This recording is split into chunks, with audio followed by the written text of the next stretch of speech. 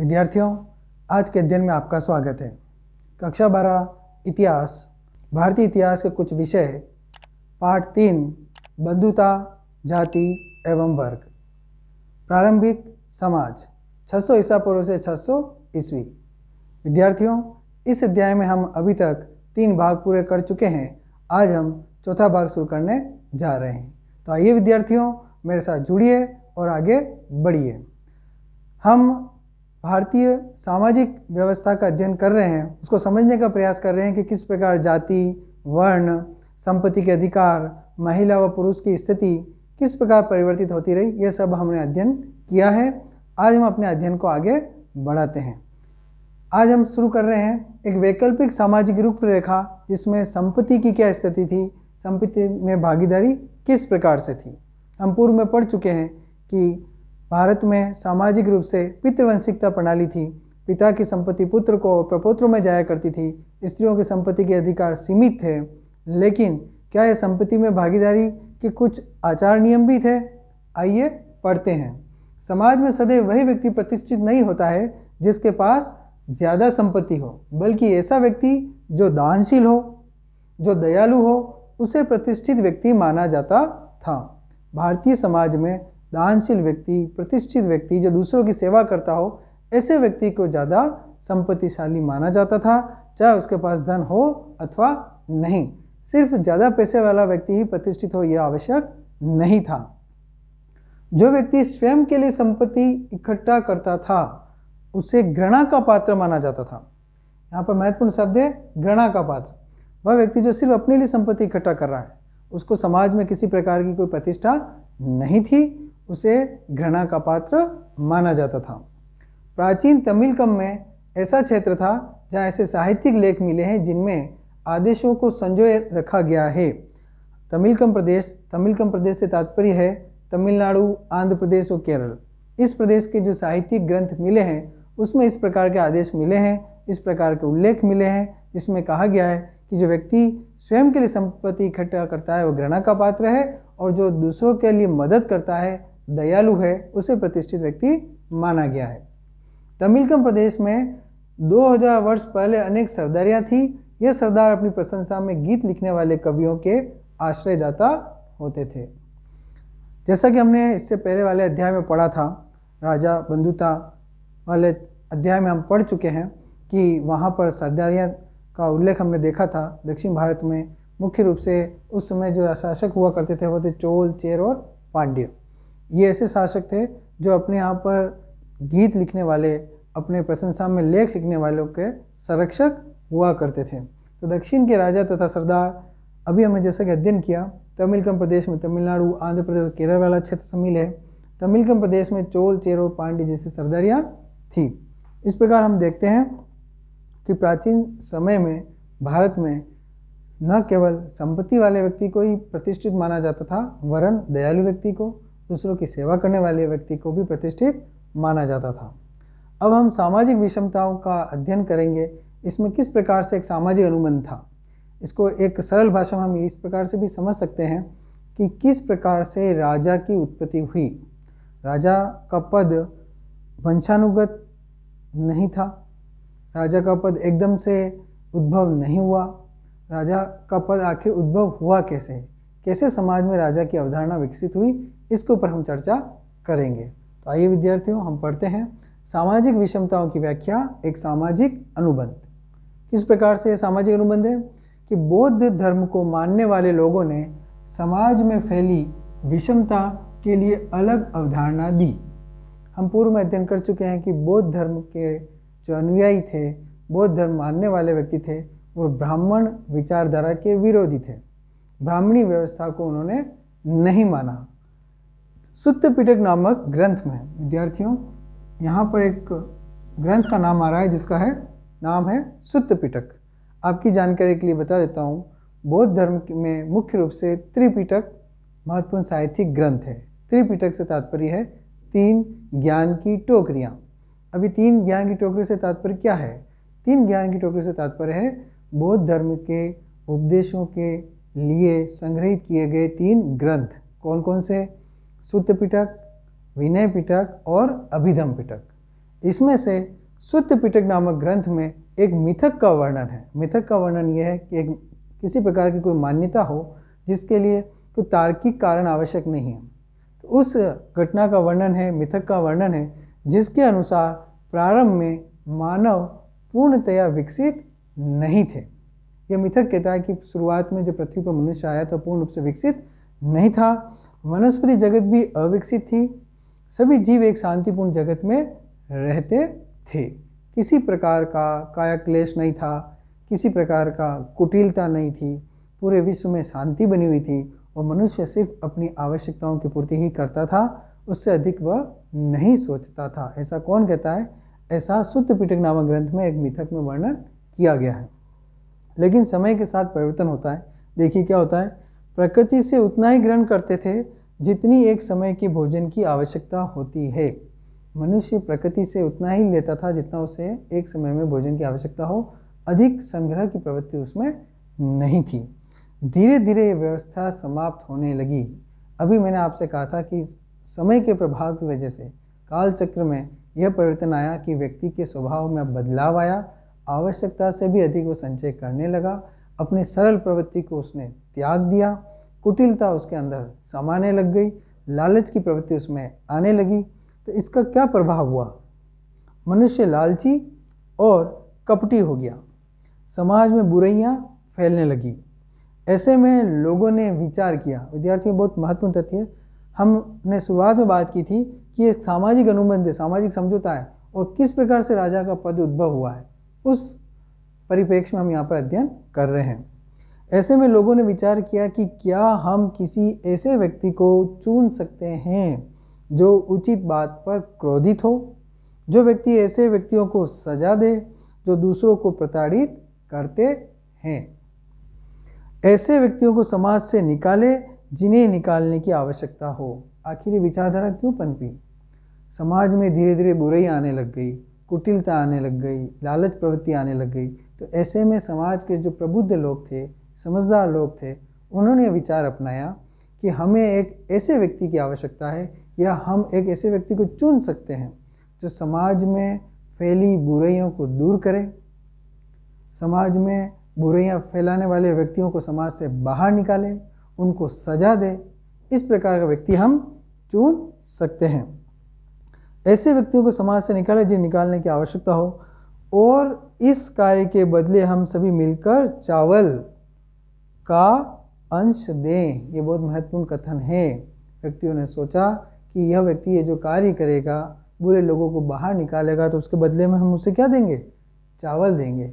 चावल से तात्पर्य यहाँ पर सांकेतिक रूप से कर से है, कि मतलब हम एक ऐसे व्यक्ति का चुनाव करेंगे जो समाज से बुराइयों को दूर करेगा, और हम उसके बदले में उसको टैक्स चुकाएंगे, कर चुकाएंगे। और कर किस रूप में चुकाएंगे? चावल के रूप में चुकाएंगे। इस प्रकार सभी लोगों के द्वारा चुने जाने के कारण ही उसे महासम्मत की उपाधि प्राप्त होगी। तो विद्यार्थियों, इस प्रकार राजा का पद बना।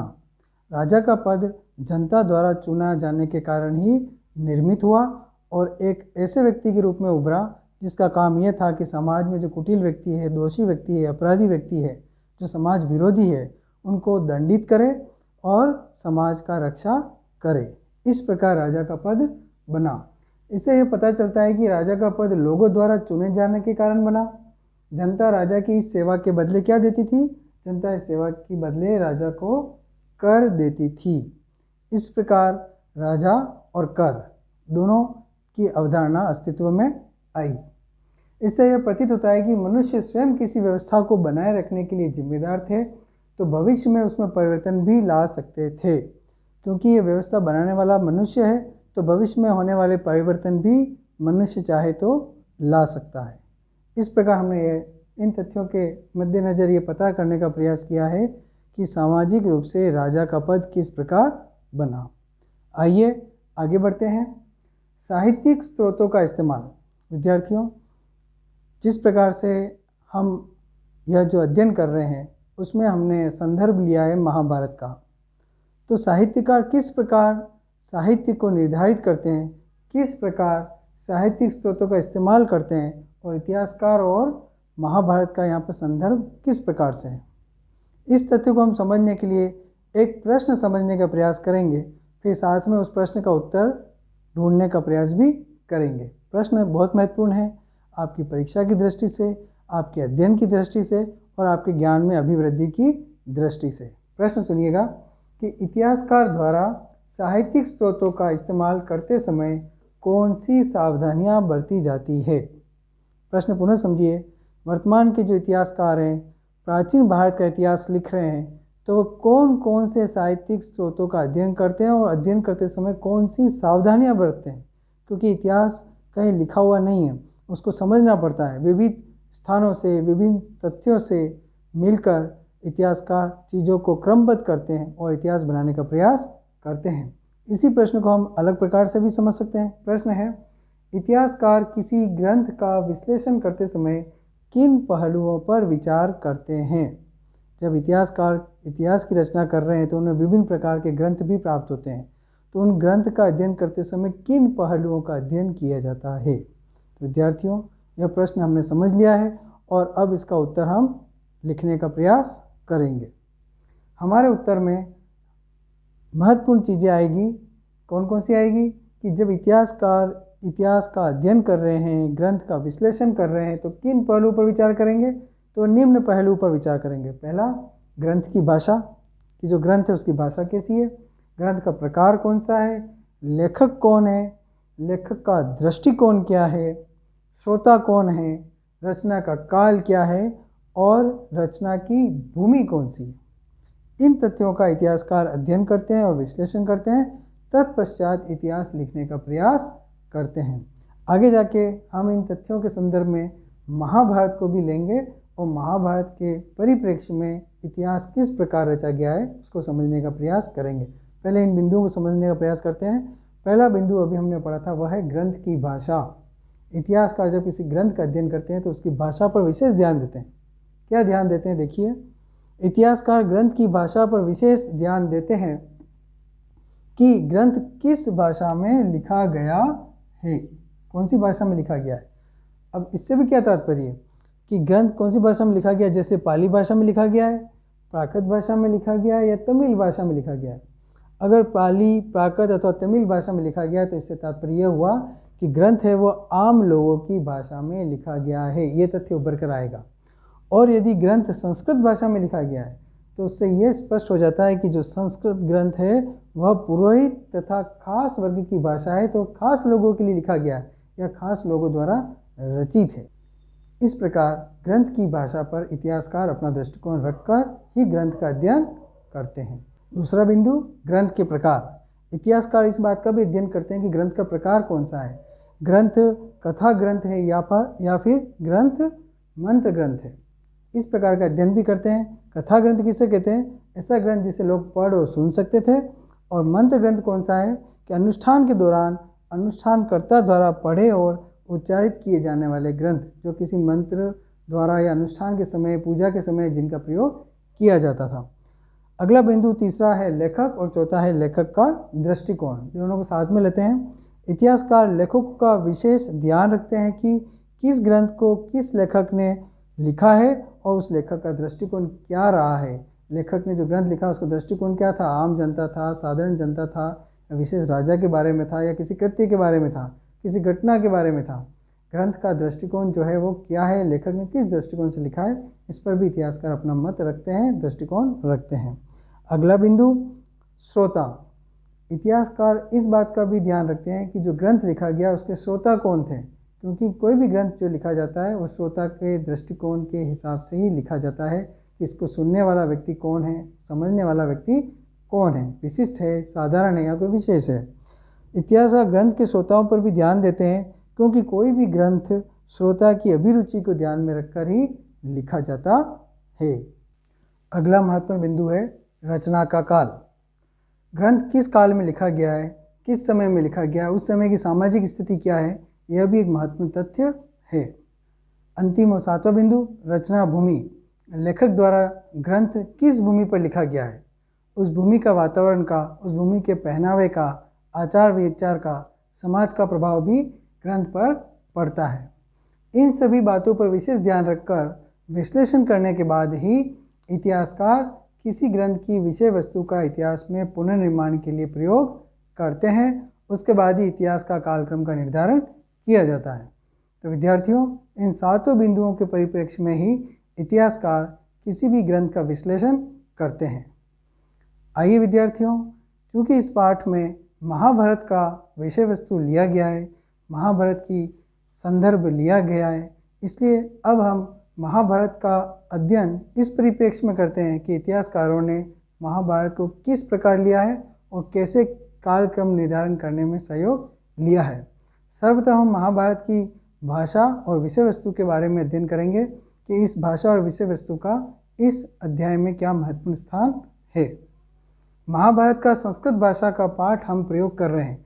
इस अध्याय में जो महाभारत का जो भाग काम में लिया गया है वो संस्कृत भाषा का लिया गया है।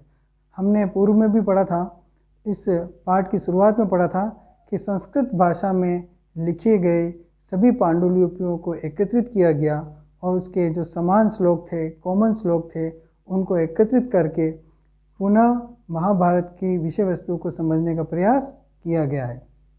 महाभारत की संस्कृत भाषा वेदों और प्रशस्तियों की संस्कृत भाषा से सरल है।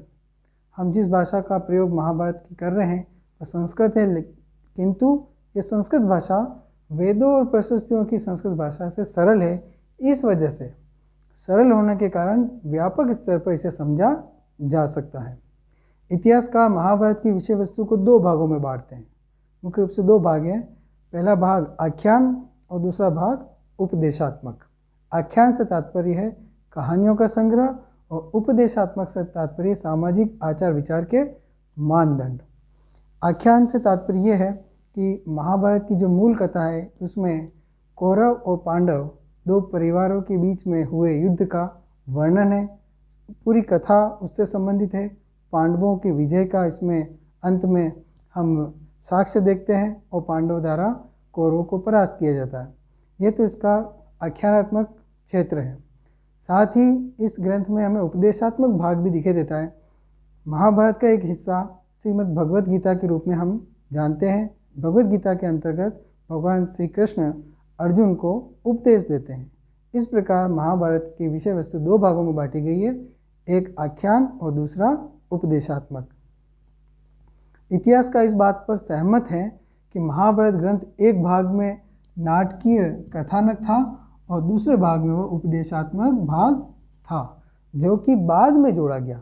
ऐसा माना जाता है कि उपदेशात्मक भाग है उसे बाद में जोड़ा गया है। मूल रूप से ये एक कथा थी, एक परिवार की, दो परिवारों की कथा थी। युद्ध का वर्णन था, भूमि और संपत्ति पर, सत्ता पर, अधिकार को लेकर प्रश्न का इसमें युद्ध था। विद्यार्थियों, अब हम इस तथ्य का अध्ययन करेंगे कि महाभारत के लेखक एक हैं या कई हैं। साथ ही महाभारत की जो तिथियाँ उसमें जो दे रखी है उसका क्या संदर्भ है, उसकी क्या प्रासंगिकता है।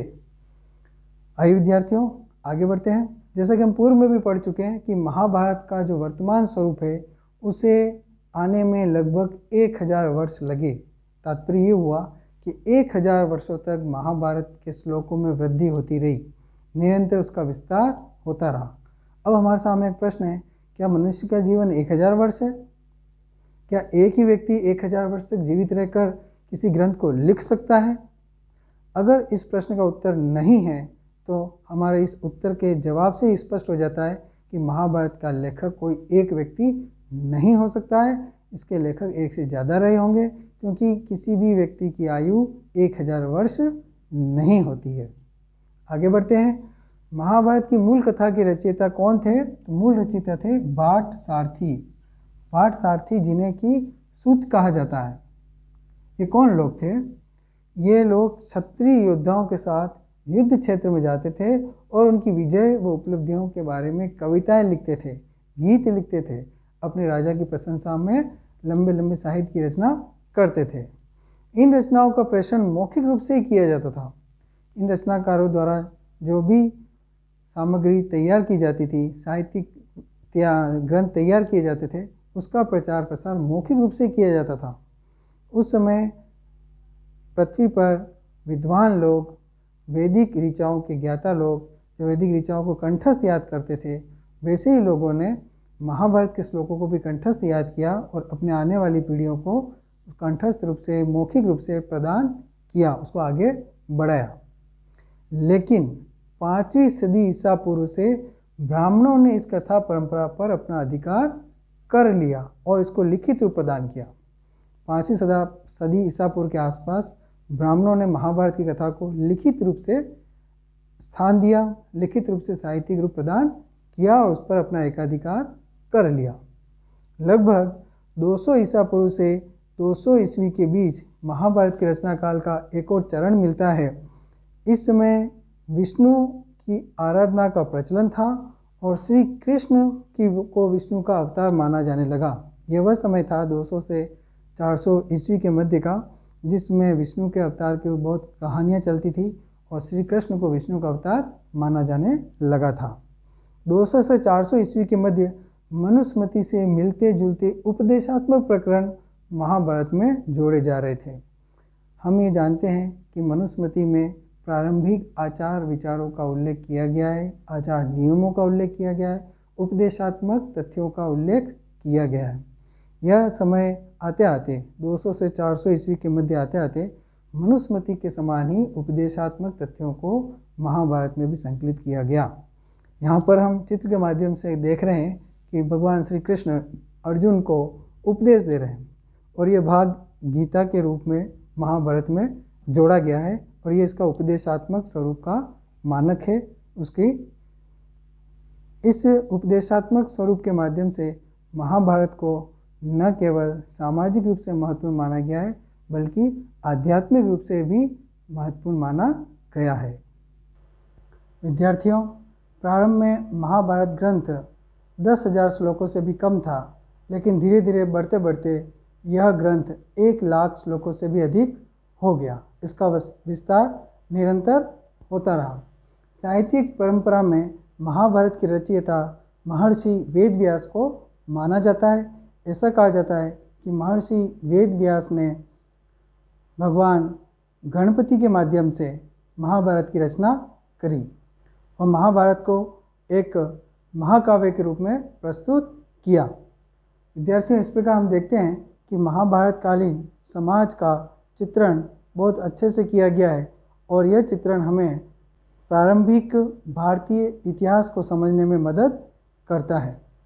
अब हम यहाँ पर महाभारत के जो महत्वपूर्ण नगर है हस्तिनापुर, उसकी सदृशता की खोज करने का प्रयास करते हैं कि महाभारत कालीन जो नगर है क्या वो वर्तमान में भी अभी हमें दिखाई देता है। तो आइए विद्यार्थियों आगे बढ़ते हैं।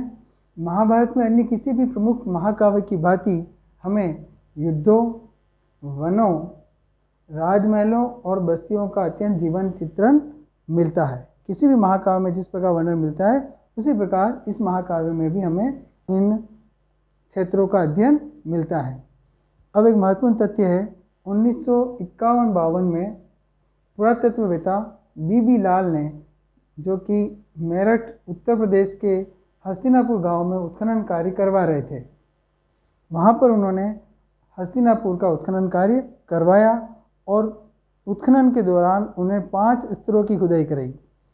हमने पूर्व में भी पढ़ा है कि पुरातत्ववेत्ता पुराने स्थलों की खुदाई करवाते हैं, वहाँ के स्थानों के बारे में जानकारी प्राप्त कर इतिहास से उसको जोड़ने का प्रयास करते हैं। उसी प्रकार इतिहासकार बीबी लाल ने भी उत्तर प्रदेश के मेरठ नगर में खुदाई करवाई, जो कि हस्तिनापुर नामक वहाँ पर गांव है, वहाँ पर उत्खनन करवाया और इस संभावना को पता करने का प्रयास किया कि क्या यह हस्तिनापुर महाभारतकालीन हस्तिनापुर से सादृश्यता रखता है या उसी के समान यह स्थल है। ऐसी संभावना है कि यह स्थान कुरुओं की राजधानी हस्तिनापुर हो सकती है, जिसका वर्णन महाभारत में मिलता है। बीबी लाल ने इस क्षेत्र में 5 स्तरीय आबादी के साक्ष्य प्राप्त किए। उन्होंने एक के बाद एक स्तर खुदाई करी और कुल 5 स्तर प्राप्त किए। अपने दूसरे स्तर में उन्होंने मिट्टी की बनी दीवारें और कच्ची मिट्टी की ईंटें प्राप्त की थी। साथ ही सरकंडों से बने हुए दीवारें, मिट्टी की पुताई कर मिट्टी से द्वारा बने हुए मकान, इनकी भी उन्होंने प्राप्ति की। तीसरे स्तर से कच्ची व पक्की ईंटों के मकान, शोषक गट और ईंटों के नाले, गंदे पानी के निकास मार्ग तथा वलय कूप प्राप्त किए। इस प्रकार बीबी लाल ने विभिन्न स्तरों के माध्यम से ये जानने का प्रयास किया कि क्या यह स्थल वही हस्तिनापुर है जो महाभारतकालीन हस्तिनापुर के रूप में जाना जाता है। महाभारत के आदि पर्व में हस्तिनापुर का चित्रण कुछ इस प्रकार से किया गया है। आप पढ़ सकते हैं कि महाभारत कालीन हस्तिनापुर का वर्णन आदि पर्व में किस प्रकार किया गया है। इसमें लिखा गया है कि यह नगर जो समुद्र की भांति भरा हुआ था, जो सैकड़ों प्रासादों से संकुलित था, इसके सिंह द्वार, तोरण और कंगूरे सघन बादलों की तरह घूमड़ रहे थे। यह इंद्र की नगरी के समान शोभायमान था। विद्यार्थियों, इस प्रकार इस हस्तिनापुर का वर्णन किया गया है। इससे यह प्रतीत होता है कि बीबी लाल द्वारा उत्खनित नगर हस्तिनापुर और महाभारत कालीन हस्तिनापुर में बहुत कुछ साम्यता है, सदृश्यता है और ये संभावना है कि वर्तमान का हस्तिनापुर महाभारत कालीन हस्तिनापुर रहा हो। विद्यार्थियों, अब आगे बढ़ते हैं। महाभारत की कथा में एक बहुत ही रोचक प्रसंग आता है, द्रौपदी का विवाह। द्रौपदी पांचाल नरेश की पुत्री थी और द्रौपदी का विवाह अर्जुन से हुआ था। लेकिन जब अर्जुन स्वयंवर में द्रौपदी को जीतकर अपने घर ले जाता है तो वहाँ माता कुंती से कहता है कि माता, मैं आपके लिए कुछ लाया हूँ। तो इस पर माता बिना देखे ही कह देती है कि जो वस्तु भी आप लाए हो उसे पांचों भाई आपस में बांट लो। पांचों पांडवों की वो पत्नी के रूप में वह प्राप्त हुई। माता के कहे अनुसार पांडवों ने द्रौपदी को अपनी पत्नी स्वीकार किया। ये बहुत ही रोचक कथा है। लेकिन हम जब यह कथा सामाजिक दृष्टि से देखते हैं तो हमें एक तथ्य समझ में आता है कि महाभारत कालीन समाज में बहुपति प्रथा रही होगी। इसी कारण लेखक ने महाभारत में भी द्रौपदी को एक से अधिक पति वाली बताया है। आइए अध्ययन करते हैं। द्रौपदी की 5 पांडवों से विवाह से ऐसा अनुमान लगाया जाता है कि उस समय बहुपति प्रथा रही होगी। ऐसा माना जाता है कि इस समय स्त्रियों की कमी रही होगी, जिस कारण बहुपति प्रथा अपनाई गई है। साथ ही हम कुछ साक्ष्य इसे भी देखते हैं कि वर्तमान में भी हिमालय क्षेत्रों में इस प्रकार की प्रथा अभी भी पाई जाती है। तो ऐसी संभावना है कि उस समय में भी ऐसी प्रथा रही होगी। विद्यार्थियों, अब हम इस अध्याय के अंत की ओर हैं। पूरा अध्याय अध्ययन करने के बाद महाभारत के साक्ष्यों को जोड़ते हुए हमें यह तथ्य समझ में आ रहा है कि महाभारत एक गतिशील ग्रंथ है। किस प्रकार महाभारत एक गतिशील ग्रंथ है, आइए अध्ययन करते हैं। महाभारत एक गतिशील ग्रंथ। महाभारत को एक गतिशील ग्रंथ कहा जाता है क्योंकि इसकी रचना 1000 वर्षों तक होती रही। ये निरंतर चलायमान रहा, पीढ़ी दर पीढ़ी लोग आते रहे जाते रहे, लेकिन महाभारत की रचना निरंतर रही। इसमें नए नए प्रकरण जुड़ते गए। महाभारत का विकास केवल संस्कृत पाठ के साथ ही समाप्त नहीं हुआ। सिर्फ यह उच्च लोगों का इतिहास ही नहीं था, उच्च लोगों का साहित्य ही नहीं था, सिर्फ संस्कृत के साथ ही इसका विकास समाप्त नहीं हुआ। शताब्दियों से इस महाकाव्य में कई भाग भिन्न भिन्न भाषाओं में जोड़े गए, लिखे गए और इसमें निरंतर अनेक कहानियाँ भी जोड़ी जाती रही। इसके प्रसंगों को मूर्तिकला और चित्रों में भी दर्शाया गया है।